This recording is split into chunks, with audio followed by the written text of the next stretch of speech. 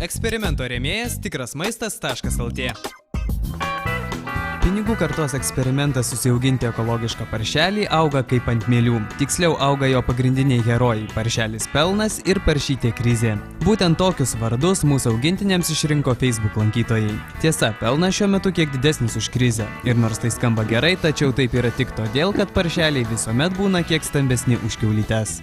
Tačiau apie viską nuo pradžių. Prabėgo jau mėnuo, kai paršeliai apsigyvena naujose namuose, susibičiuliavo su kitais tvartų gyvuliais, o svarbiausia, niekuomet nesiskundė apetitu ir gerokai pastambėjo. Priaugo, aišku, kad priaugo, nežinau aš kiek, bet gerokai paaugo, nes jie pradžioje ir labiausiai ir auga.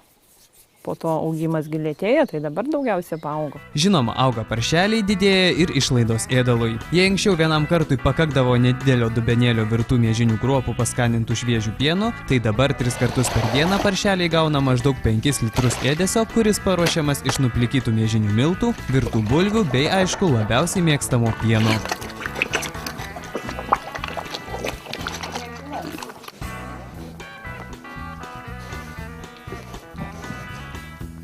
Nuolatos kiaules auginanti Jadvyga pasakoja, kad turint savą karvę, išlaidos ėdesiui kur kas sumažėja.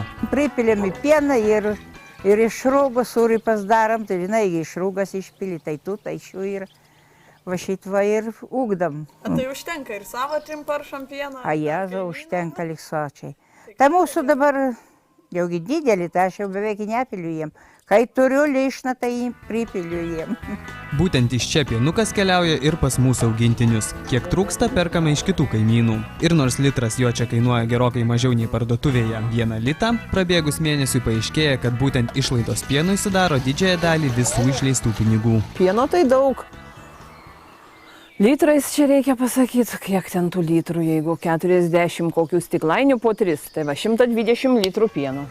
Taigi, pienas kainavo 120 litų. Skaičiuokime toliau. Miežinių miltų kol kas užteko vieno maišo kainuojančio 20 litų. Kombinuotų pašarų 2 nedidelių maišelių taip pat po 20 litų. Pačiai pradžiai pirkti 9 maišeliai miežinių kruopų kainuojančių po litą. Iš viso per kiek daugiau nei mėnesį išleisti 189 litai.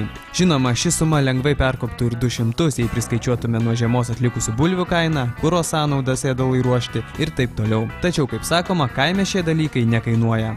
Kita vertus, išlaidos ateinančiais mėnesiais mažės, mat nereikės pirkti vitaminingų kombinuotų pašarų skirtų mažiems paršeliams, bus duodama mažiau pieno, daugiau sąlyginai pigių miežinių miltų. Ir čia pasakojimas apie mūsų augintinius galėtų jau baigtis, jei ne viena bėdelė. Atšilus orams ne tik žmonės, bet ir paršelius be gailesčio ėmė kapoti uodai, kurių šiemet kaip niekada daug. Taip, labai sukandžioti ir jiegi neturi ramybės, jiemgi tai nesmagu, kai jos kanda. Nežinau, ką reikia daryti, reikia tartis kažką, tai ar gal, aš neįsivaizduoju, bet gal galima kažkom tepti, gal yra ko, reikės pasidomėti.